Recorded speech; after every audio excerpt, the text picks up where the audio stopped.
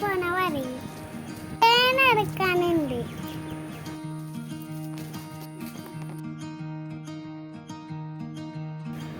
അതാണ് കാണാൻ അമ്പലം. സ്കൂളിൽ ചെന്നപ്പോൾ എല്ലാ കുട്ടികളും ഉണ്ടായി.